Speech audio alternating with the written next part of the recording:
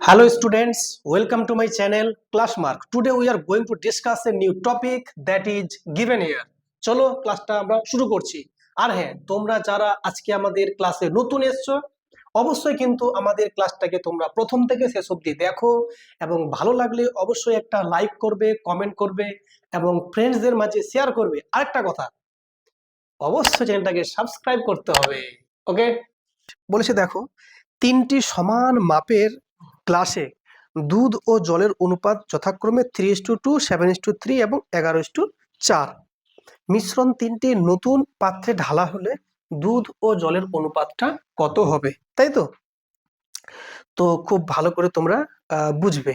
দেখো, তিনটে সমান মাপের গ্লাস আছে, তিনটে সমান মাপের গ্লাস। এই একটা গ্লাস, গ্লাসটা একটু ভালো করে রাখতে হবে না, এই কি আছে এখানে, এই একটা গ্লাস, এই একটা গ্লাস, এই একটা গ্লাস, মানে তিনটে কি আছে, সমান মাপের গ্লাস আছে। তো তিনটে যদি সমান মাপের গ্লাস হয় তাহলে তিনটের মধ্যে যে থাকবে দুধ আর কি আছে, জল নাকি?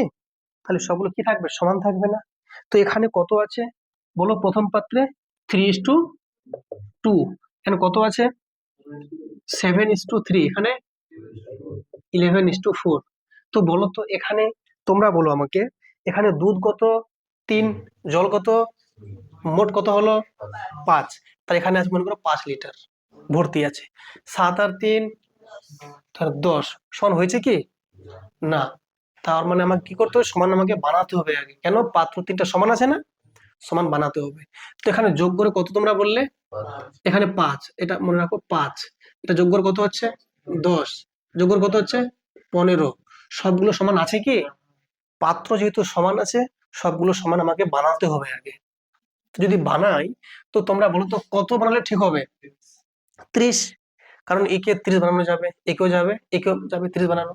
যদি আমি একে 30 বানাই, কত গুণ করতে হবে 6 দিয়ে। তাহলে 6 3 18 আর 6 2 12। ক্লিয়ার না? একে বলো কত গুণ করব, 3 দিয়ে। 3 7 21, 3 3 9, যোগ করে হচ্ছে না 30। বলে একে কত গুণ করব, 2, 11 2 22, 2 4 8, যোগ করে হচ্ছে 30 না? এখন হলো যে সবগুলো সমান পাত্র, সমান আছে সবগুলো দুধ জল মিলিয়ে। দুধ 18 লিটার, জল 12 লিটার, যোগ করে 30 লিটার। দুধ 21, জল 9, যোগ করে 30। দুধ 22, জল 8, যোগ করে 30। সবগুলো সমান হয়ে গেছে না? এবার আমাকে বলেছে সবগুলোকে এইরকম একটা বড় পাত্রে ঢালো আর দিয়ে আমাকে বলো কত হলো অনুপাত। তাহলে ঢাললাম সবগুলো, তাহলে সবগুলো দুধ এক জায়গায় চলে আসলো, সবগুলো জল এক জায়গায় চলে আসলো। তো 18, 21 আর 22 যোগ হয়ে যাবে না? তো কত হবে বলো, 2 আর 1 3 আর 8, 11 এক হাত থাকলো 1, 1 আর 2 3 আর 2 5 আর 1 6, 61 হয়ে গেল না দুধ? জল কত হলো বলো, এখানে 12 আর 8 20 আর 9 29, 61:29। দেখো অপশন কোনটা হচ্ছে আমাদের, এ। কি ক্লিয়ার না, ক্লিয়ার না? খুব কঠিন ছিল, বুঝছো? তাহলে সবগুলো কত বানালাম, 30। দেখো সবগুলো কি হলো এখন, তাহলে এটা হয়ে গেল এখন 30 লিটার, এটাও 30 লিটার, এটাও 30 লিটার। এখন আমি পাত্র বানাচ্ছি, পরীক্ষায় সব দরকার নয়, পরীক্ষা একদম ফটাফট করবে, ঠিক আছে? যেহেতু অঙ্ক তো সব একই নিয়ম আছে। ওকে, পরের অঙ্ক দেখো, এ বি সি গ্লাসের আয়তনের অনুপাত 1:2:3, মানে তিনটে আছে গ্লাস, একটা 1 ভাগ, একটা 2 ভাগ আর একটা 3 ভাগ। তার মানে গ্লাসগুলো আছে, প্রথমটা ছোট, সেকেন্ডটা একটু বড়, থার্ডটা আরো একটু বড়। তো এটা মনে করে ধরে নাও 1 ভাগ গ্লাস, এটা মনে করে ধরে নাও 2 ভাগ গ্লাস, আর এইটা মনে করো 3 ভাগ গ্লাস। বুঝতে পেরেছো? এরকম তিনটে মাপের তিনটে গ্লাস আছে। এটার যদি আয়তন 1 হয় তো এটার আয়তন 2, এটার আয়তন 3। ক্লিয়ার না? তো বলেছে, কি বলেছে, তাতে সিরাপ আর জলের যে অনুপাতটা আছে, এখানে যে সিরাপটা আছে 1:3, তাই তো? সিরাপ আর জল আছে, এখানে আছে 2 আছে, তো 2 লিখবে, 1:2, 2:3 আর এটা 3:2, তাই তো? তো বলো তো এটা যোগ করে মোট কত হচ্ছে? তোমরা বলবে 3, যোগ করে কত হচ্ছে 5, যোগ করে কত 5, সমান হচ্ছে কি? আগে সমান বানাও আগে, তাই তো? তো এই 3 5 আর 5 আছে, তাহলে কত করবো তাহলে গুণ? 15 বানাবো। তাহলে আমরা যদি কে 15 বানাই, একে যদি 15 বানাই, কত গুণ করবো তাহলে? তাহলে 5 1 5, 5 2 10, দেখো তো 15 হয়ে গেছে না? এই অনুপাতটা কত হলো? 5:10, 15 হয়ে গেল মোট যোগ করে। ও 3 5 5 এর লসাগু করছি আমরা। হ্যাঁ, এই যে 3 5 5 এর যে এলসিএম করছি কত? 15।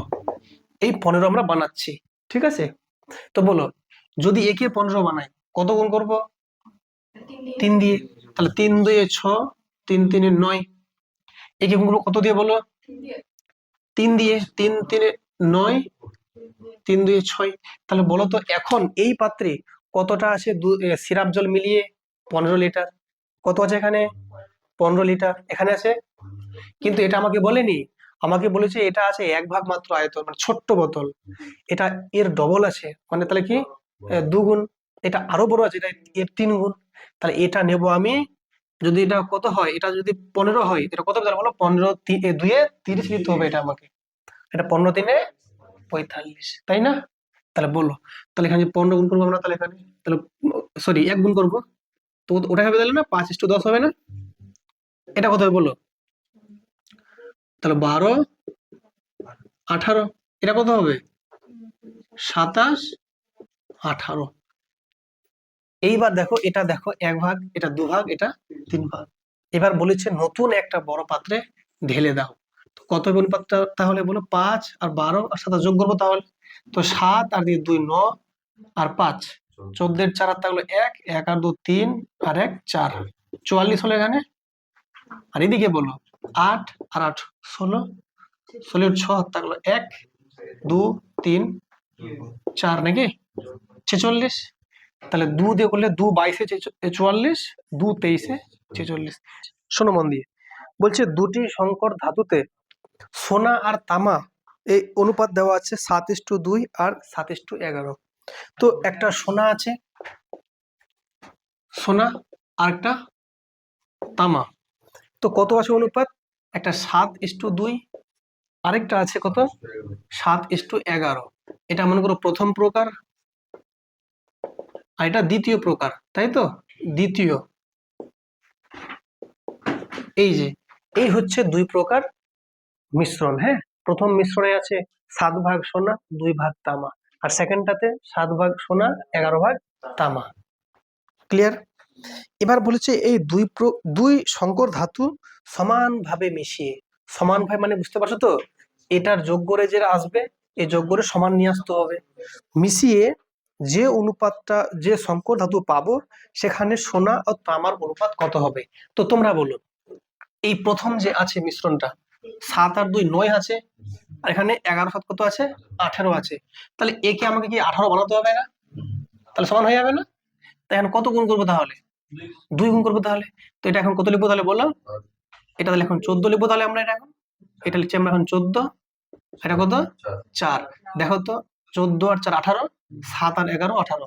তাহলে এটা আর ভাববো না কিন্তু, আর এখন 14 আর 4 কে ভাববো। ক্লিয়ার না? তো বলেছে নতুন যে মিশ্রণটা পেলাম, সোনা আর তামা কত হবে? যোগ করে দাও। তাহলে 14 আর 7 কত? 21। আর এখানে 4 আর 11 কত? 15। 3 7 21, 3 5 15, 7:5। ক্লিয়ার না? ক্লিয়ার না? অঙ্ক নাম্বার কত এটা? Option number C. চলো পরের অঙ্ক দেখো। হ্যাঁ দেখো, বলছে সমগ্র পৃথিবীতে, এই যে হচ্ছে আমাদের পৃথিবী, এই যে পৃথিবী এমনি আছে, হ্যাঁ চলো ধরে নাও, মনে করো এই যে হচ্ছে আমাদের পৃথিবী। তো পৃথিবীতে কি বলেছে? জল আর স্থলের পরিমাণের যে অনুপাতটা আছে 1:3। তোমরা বলবে এটা তো ভুল বলছে, জল তো 3 ভাগ আর মাটি তো 1 ভাগ।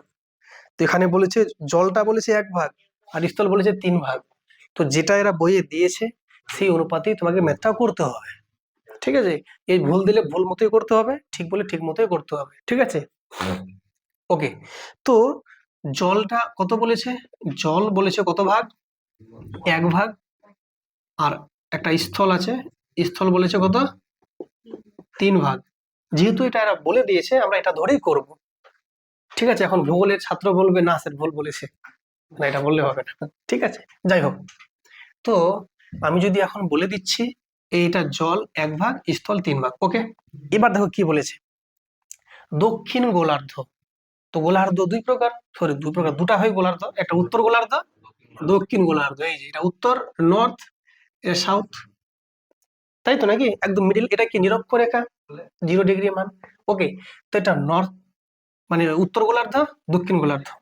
এবারে বলেছে যে দক্ষিণ গোলার্ধে মানে এই গোলার্ধে তা হচ্ছে 1:9। তা মানে কি, এই জল আর স্থল কত বলেছে, 1:9। এটা 1 ভাগ, তো এটা 9 ভাগ। ঠিক আছে না? এবার তোমরা আমাকে বলো, এটা কি বলেছে, মোট না উত্তর গোলার্ধ না কোথায়? এটা এটা টোটাল বলে দিয়েছে, এটা টোটাল বলে দিয়েছে না, মোট না। তার মধ্যে সাউথে বলে দিয়েছে, এই সাউথ, আমি কোথায় সাউথ, সাউথ লিখছি, সাউথ গোলার্ধে কত বলেছে, 1:9। এদিকে তাহলে দক্ষিণ গোলার্ধে জল আছে 1 ভাগ আর স্থল আছে 9 ভাগ। তাহলে বলো তো, এদিকে এদিকে, তাহলে বলো তো জল আর স্থল মিলিয়ে মোট কত আছে, 10। তাহলে এখানেও নিশ্চয়ই জল আর স্থল মিলিয়ে 10 হতে বাধ্য। তাহলে মোট কত হবে, 20 হবে, মানে 20 হবে। এখানে বলো তো মোট কত আছে, 1 আর 3 যোগ করে, তাহলে 4কে কত বানাবো, 20 বানাবো। কত গুণ করবো তাহলে, তাহলে 5 1 কে 5 নেবো এখানে, আর 5 3 15 নেবো। কথা মনে হয় ক্লিয়ার না? তাহলে এটা মোট এখন পেয়ে গেলাম না, এটা এখন দরকার নয়, এটা এখন ভাববো। আর সাউথে কত আছে, 1:9 দেওয়া আছে না? তাহলে বলো তো মোট সবটা মিলিয়ে জল আর স্থল মিলিয়ে 5 + 15 20 না? সব মিলে 20। তাহলে 20-র মধ্যে এটা 10 হবে, এটা 10 হবে না? অলরেডি দেখো 1 আর 9 10 তো আছেই, এটা 10 হতে বাধ্য। কি করে পাবো স্যার, বিয়োগ করে দেবো, বাকিটা সেটাই তো ওখানে থাকবে। 5 থেকে 1 গেলে 4, আর 15 থেকে 9 গেলে 6, 2 2 এ 4, 2 3 এ 6। দেখো বুঝলে কি বুঝলে না? আরেকবার বলছি, আরেকবার বলছি, যেহেতু আমাকে বলে দিয়েছে মোট যে অনুপাতটা 1:3, তাই তো, মোট মানে এর মানে হচ্ছে 1 ভাগ যদি জল হয়, স্থল 3 ভাগ। ডান। ফের বলেছে সাউথ গোলার্ধ মানে অর্ধেকটাতে, এই অর্ধেকটাতে আছে 1:9, মানে 1 ভাগ যদি জল হয় তো 9 ভাগ আছে স্থল। তো এই 1 আর 9 মিলে কত মোট, 10। তো এটা জায়গা যদি 10 হয় জল আর মাটি মিলিয়ে, তো এখানে 10 হবে না? তো এই 10 আর 10 মোট কত হলো, 20। কিন্তু মোট কত, 1 আর 3 4 আছে না? তাই 4কে কত বানাবো আমি, 20 বানাবো। যদি 4কে আমি 20 বানাই, কত গুণ করতে হবে, 5 দিয়ে। তো 5 1 কে 5, 5 3 এ 15। তার মানে মোট মিলিয়ে জল হচ্ছে 5 ভাগ আর স্থল হচ্ছে 15 ভাগ, তাই তো? সেই সেই দেখো, এবার এবার সাউথে অর্ধেকটাতে জল বলেছে 1 ভাগ, স্থল 9 ভাগ। তো মোট 5-এর মধ্যে 1 ভাগ জল শুধু এখানেই আছে, তো এখানে জল কতটা আছে বিয়োগ করবো তাহলে, 5 থেকে 1 গেলে 4, তাহলে এইখানে জল আছে 4। আবার দেখো সবটা মিলিয়ে কত আছে মোট স্থল, 15। ওই 15-র মধ্যে এইখানটাতে কত আছে স্থলটা, 9। তাহলে এখানে কত আছে, 15 থেকে 9 গেলে 6। দেখো তো 4 আর 6 বেরোলো না, যোগ করে কত, 10। তাহলে এখানে হচ্ছে কত, 4 আর 6। বুঝতে পেরেছো? দেখো 4 6 যোগ করে 10, 1 9 যোগ করে 10, 10 আর 10 যোগ করে 20, 5 আর 15 যোগ করে 20। এটার অনুপাতটা একটু মানে ছোট করলাম কেটে, 2 2 এ 4, 2 3 এ 6, 2:3। বুঝতে পেরেছো না পারোনি? খুব ভালো অঙ্ক আছে না? কি বলো তোমরা, বলি? দেখো কিচ্ছু না, দেখো বলেছে একটি কুকুর একটি খরগোশকে তাড়া করলো। ওকে, বলছে কুকুর যে সময় 5টি পদক্ষেপ ফেলে, খরগোশ সে সময় 6টি পদক্ষেপ ফেলে। ঠিক আছে, কিন্তু কুকুর 4টি পদক্ষেপে যত দূর যায়, খরগোশ 5টি পদক্ষেপে তত দূর যায়। কুকুর ও খরগোশের বেগের অনুপাত। কিচ্ছু না, সিম্পলি এরকম লিখবে যে এদিকে যেহেতু বলেছে কুকুরের গল্প আগে বলেছে, তো এখানে লিখবে কুকুর, আর এদিকে কি আছে, খরগোশ, খরগোশ। তো কুকুর যে সময়ে 5টা পদক্ষেপ ফেলছে, সেই সময় খরগোশ ফেলছে 6টা পদক্ষেপ। তাই 5:6 এটা পদক্ষেপ। ঠিক আছে, আর কি বলেছে, কুকুর 4টি পদক্ষেপে যতদূর যায়, এর যে 4টা পদক্ষেপে যে ডিস্টেন্স, আর এর কথা হচ্ছে বলতো 5টা পদক্ষেপে সেই ডিস্টেন্স, তাই তো? তো বলেছে কুকুর ও খরগোশের যে বেগের অনুপাতটা, এদের যে বেগটা হবে সিম্পলি কত হয়ে যাবে, কোনাকুনি গুণ করে দাও। 5 এ 5 কত, এখানে 25 হয়ে যাবে, এখানে এখানে 4 6 কত, 24। আনসার 25:24। ওকে,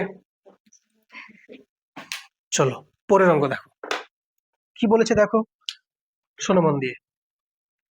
200 গ্রাম সংকর ধাতুতে জিঙ্ক ও তামার অনুপাত 5:3। তাহলে দেখো ভালো করে কি আছে, একটা সংকর ধাতুর মধ্যে জিঙ্ক আছে আর তামা আছে। এই যে এটা হচ্ছে জিঙ্ক, ঠিক আছে, আর এইটা হচ্ছে তামা। তো জিঙ্ক আর তামার যে অনুপাতটা কত বলেছে, 5:3। 5 ভাগ যদি জিঙ্ক হয়, তামা হচ্ছে 3 ভাগ। তো এবার বলেছে এরকম মোট যে সংকর ধাতু কতটা আছে, 200 গ্রাম। যেহেতু বলেছে 5:3, আর যখন একে বাইরে থেকে কিছু মেশাবো, একটু তামা, বাইরে থেকে তামা মেশাবো, তো কত হবে বলো, জিঙ্ক আর তামা কত হবে অনুপাতটা, 3:5। তো আমাকে বলো তো আমরা কি মেশাচ্ছি, আমরা কি মেশাচ্ছিটা কি এখন নতুন ভাবে, তামা মেশাচ্ছি। তো তামা বাড়বে, জিঙ্ক কি বাড়বে, তাই জিঙ্কটা কি করতে হবে, আমাকে জিঙ্কটা আমাকে সমান রাখতে হবে। তাই এখানে 5 আছে না, একেও আমাকে এমন সংখ্যা বানাবো দুটোর জন্য একই থাকে। তো একে কত বানাবো, 15, একেও 15, সমান হয়ে যাবে না? হ্যাঁ, তা এক কাজ করো, একে গুণ করো কত দিয়ে, 3 দিয়ে, আর একে 5 দিয়ে, তাই এটা 15 হয়ে যাবে না? কেন, আমরা তামা মিশাচ্ছি, জিঙ্ক নয়। তো জিঙ্ক তো ফিক্স থাকবে, আগের জিঙ্ক আর এখনকার জিঙ্ক সমান থাকবে। তাই একে গুণ করো 3 দিয়ে, তো কত বলো তাহলে দেখি, 3 5 15 হয়ে যাবে এটা তাহলে, আর 3 3 9, 5 দিয়ে, 5 3 15, 5 5 25। তাহলে বলো তো এই জিঙ্ক যে আছে, আগে ছিল 15, এখন 15ই আছে, আর এই যে তামা আছে, আগে 9 ছিল, এখন কত, 25। তাহলে কতটা বেড়ে গেছে, 16 বেড়েছে। এই 16 এর মান কত বলো, ওটাই আমাকে চেয়েছে, যে কতটা আমি মিশিয়েছি, ওটাই আমাকে চেয়েছে, কতটা মিশিয়েছি, 16 মিশিয়েছি না, আমাকে 16 মান বের করতে হবে। তার আগে আমাকে বলো তো, প্রথমে ছিল কত, 15 আর 9 ছিল না, যোগ করে কত হচ্ছে, দুটো যোগ করে, তাই 24-এর মান কত, এই যে 200। তো 24-এর মান যদি 200 হয়, তো 1-এর মান 200/24, তাহলে 16 এর মান 200/24 ইন্টু 16। তো কত হচ্ছে বলো, 8 2 16, 8 3 24, ঠিক কিনা? তাহলে উপরে কত হচ্ছে, 2 2 4, মানে 400/3। 3 দিয়ে ভাগ করলে এটা,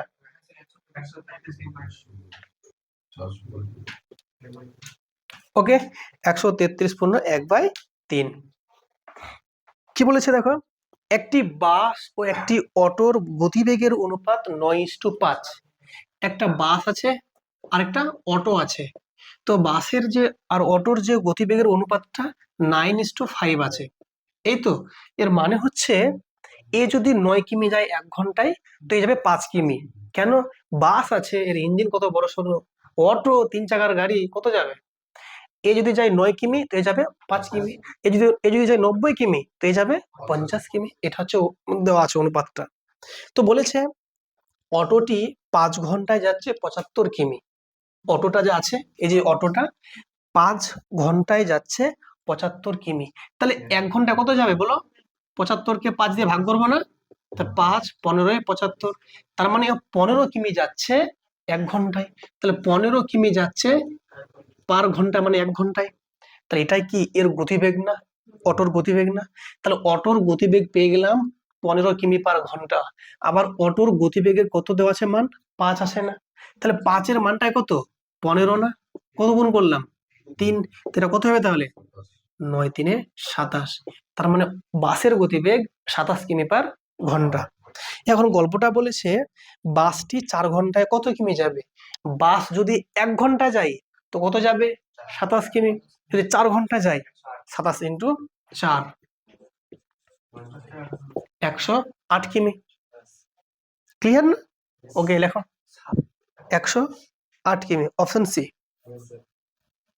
কে বুঝলে অঙ্কটা, বুঝলে না? আরেকবার বলছি, খুব মন দিয়ে বুঝতে হবে, যেহেতু এখানে বলে দিয়েছে বাস আর অটোর গতিবেগের অনুপাত হচ্ছে কত, 9:5। এর মানে হচ্ছে গতিবেগ মানে হচ্ছে 1 ঘন্টায় কত যাচ্ছে। তো যদি অটো বলি, তো অটোর মানে 5 আছে, এর মানে কি 1 ঘন্টায় যাবে 5 কিমি। আর বাস এই 1 ঘন্টায় যাবে 9 কিমি, এরকম অনুপাত দেওয়া আছে। কিন্তু আমাকে বলেছে অটোটা 75 কিমি যাচ্ছে 5 ঘন্টায়। যদি 75 কিমি যাচ্ছে 5 ঘন্টায়, তাহলে 1 ঘন্টা কত যাবে, 15 কিমি। 5 দিয়ে ভাগ করে পেয়ে গেলাম না? তাহলে অটোটা 1 ঘন্টা চললে যাবে 15 কিলোমিটার। তো এটাই তো গতিবেগ। গতিবেগ মানে কি 1 ঘন্টায় কত যাচ্ছ তুমি। তাহলে অটোর গতিবেগ পেয়ে গেলাম 15 কিমি/ঘন্টা। কিন্তু আমাকে বলেছে 5 কিমি/ঘন্টা লেখা আছে এখানে অনুপাতে। তাহলে 5 মানেই 15। তো 5 যদি মানে 15 হয়, তো কত গুণ এটা হলো, 3 গুণ না? তো এটাও 3 গুণ, তাহলে 9×3 = 27। তার মানে পেয়ে গেলাম বাসের যে গতিবেগ 27 কিমি/ঘন্টা। এখন কথা হচ্ছে বাসটা যদি 4 ঘন্টা যায় কতটা যাবে, 1 ঘন্টা গেলে 27 কিমি। তো 4 ঘন্টায় 27×4 = 108। তাহলে 108 কিমি যাবে বাসটা। ওকে, চলো পরের কোশ্চেন দেখো কি বলছে। দেখো, দুটি বইয়ের মূল্য 5টি সমান 5টি খাতার মূল্য। তো দুটো বই মানে যা দাম হবে 5টা খাতা মিলে তাই হবে। তার মানে কি খাতাগুলো পাতলা আছে। ওকে, ফের বলেছে এবং 3টি খাতার মূল্য সমান 11টি পেনের মূল্য। বুঝছো? তো ভালো করে বুঝে দেখো, যদি বলি দুটো আমি বুক বলি ইকুয়াল কত বলেছে, 5টি খাতা। ঠিক আছে না? তাহলে বুকের সাথে খাতার যে রেশিওটা তোমরা কি বলবে তাহলে, 5/2 বলবে না? ফের এদিকে কি বলেছে, 3টি খাতার মূল্য ইকুয়াল কি বলে দিয়েছে, 11টি পেনের মূল্য। তাহলে খাতার সাথে পেনের যদি আমি রেশিও বলি, তো কত বলবে, 11/3। ঠিক আছে না? এর মানে হচ্ছে বইয়ের ভ্যালু 5 হলে খাতার ভ্যালু 2, খাতার ভ্যালু 11 হলে পেনের ভ্যালু 3। কিন্তু গল্পটা আমাকে বলেছে, আচ্ছা এখানে এখানে খাতার ভ্যালু কত, 2, এখানে কত, 11। আমরা তো একই দোকানে আছি, তো খাতার দাম আলাদা কেন? খাতার দামটাকে 1 বানাও। এখানে এখানে 2 আছে না, একে 11 দিয়ে গুণ করে দাও, তো উপরে 11 গুণ। এখানে 11 আছে না, 2 দিয়ে গুণ করে দাও, 2 দিয়ে গুণ করে দাও। তাহলে কি এটা হয়ে গেল কত, 22। 22 ক্লিয়ার না? তো নতুন যে অনুপাতটা পেলাম, 11×5 = 55, 11×2 = 22, 11×2 = 22, 6। তাহলে বলো তো বইয়ের দাম কত, 55, খাতার দাম 22। সে তুমি এখান থেকে নাও আর ওখান থেকে নাও, খাতার দাম 22 আর কলমের দাম 6, পেয়ে গেলাম। এবার যেটা বলেছে এখানে আমাকে, 110টি পেনের পরিবর্তে কটি তুমি বই পাবে। শোনো, তুমি তাহলে বইয়ের পরিবর্তে কি নেবে বলো, কি বলছে জানো, হ্যাঁ পেনের পরিবর্তে তুমি বই নেবে। তো শোনো এখানে লেখো আগে বুক, খাতা, আরটা হচ্ছে কি পেন। বুকের কত ভ্যালু, 55, খাতার ভ্যালু কত, 22, পেনের ভ্যালু 6। তো আমাকে বলেছে, তার মানে কি বলতো, কি বলো, হ্যাঁ কি বলেছে এখানে, 110টা পেনের পরিবর্তে কটি বই, এই পেনের সঙ্গে বই নেব, তাই তো? তো আমি যদি পেন কটা নিচ্ছি আমি, হ্যাঁ 110টা আমি পেন নিচ্ছি। থামো থামো, ভুল হচ্ছে নাকি, থামো। 110টি পেনের পরিবর্তে কটি বই পাওয়া যাবে, হ্যাঁ ঠিকই আছে। শোনো শোনো, ঠিকই আছে। শোনো একটা জিনিস, শোনো একটা জিনিস বুঝো ভালো করে। এটা কিন্তু বুকের ভ্যালু, এটা এটা পেনের ভ্যালু। কথা বুঝছো কি বুঝছো না? তার মানে বুকের সাথে পেনের যে এটা ভ্যালুর রেশিও, যদি বলি ভ্যালুর রেশিও আমি বলি, তো 55 আর 6 আসছে না? এই বুকের জন্য 55 আর কলমের জন্য 6 আসছে। তাহলে যদি আমি বলি সংখ্যা বলি, নাম্বার বলি, নাম্বার, তো কত হবে, এটা তাহলে 6 হয়ে যাবে। এটা কত বলো, এটা 55 হয়ে যাবে না? মানে বুকটা নিচ্ছি আর পেন নিচ্ছি, তো 6 হবে। তাহলে এর ভ্যালু মানে নাম্বার। আর এটা কত বলো, 55। এই 55-এর মান কত বলেছে এখন, 102 বলেছে, 110 বলেছে। তো কত গুণ, 2 গুণ। তাহলে কত হবে বলো, 12। তাহলে তুমি 12টা বই পাবে। কে ক্লিয়ার না, ক্লিয়ার না? অপশন তাহলে আমাদের ইয়ে হচ্ছে, বুঝছো? আচ্ছা দামটা যদি বেশি হয়, তো সংখ্যা তুমি কম না বেশি পাবে, কম কম পাবে তো। এই দেখো, তোমার বইয়ের দাম যখন 55, তো তুমি বই পাচ্ছ 6টা। আর বইয়ের পেনের দাম যখন মাত্র 6, তো বই পাচ্ছ 55টা, ঠিক না? যখন তুমি বই পাচ্ছ 6টা, তো তুমি পেন পাচ্ছ 55টা। তুমি বলছো না আমাকে 110টা পেন দাও, তো ডবল নিচ্ছ না? তো এখানে ডবল, 6 ডবল 12, আনসার 12টা। বুঝতে পেরেছো? ওকে, লেখো।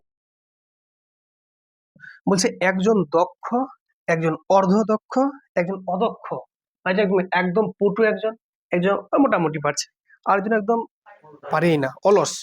এই তিনজন শ্রমিক যথাক্রমে 7 দিন, 8 দিন, 10 দিন কাজ করে মোট 369 টাকা মজুরি পান। তাদের কাজের অনুপাত দেওয়া আছে 1/3:1/4:1/6। তাহলে প্রতিটি দক্ষ শ্রমিক কত টাকা করে পান, ঠিক আছে না? তুমি যখন টাকা যখন ভাগ করবে, কিসের ভিত্তিতে? কে দক্ষ তার উপর ভিত্তিতে, নাকি কতটা কাজ করছো তার উপর ভিত্তিতে? কাজের উপর। তুমি দক্ষ হও আর না হও, তুমি যদি সব থেকে বেশি কাজ করো তোমার টাকা বেশি, তুমি কম কাজ করলে তোমার টাকা কম, রাইট? কাজ মানে কি, টাইম বলছি না আমি, কাজের পরিমাণ। তুমি সারাদিন কাজ করছো আর তুমি কোনো কাজই করোনি, শুধু মানে এমনি ঘুরে বেরিয়েছো, টাকা পাবে? ওই পাবে না। দেখবো তোমার মোট কতটা কাজ হয়েছে, কাজের পরিমাণটার উপর ডিপেন্ড করে আমরা দেখবো যে হ্যাঁ টাকা কত টাকা পাবে না পাবে। এতটা বোঝা গেছে? দ্বিতীয় কথা, যে দক্ষ আছে,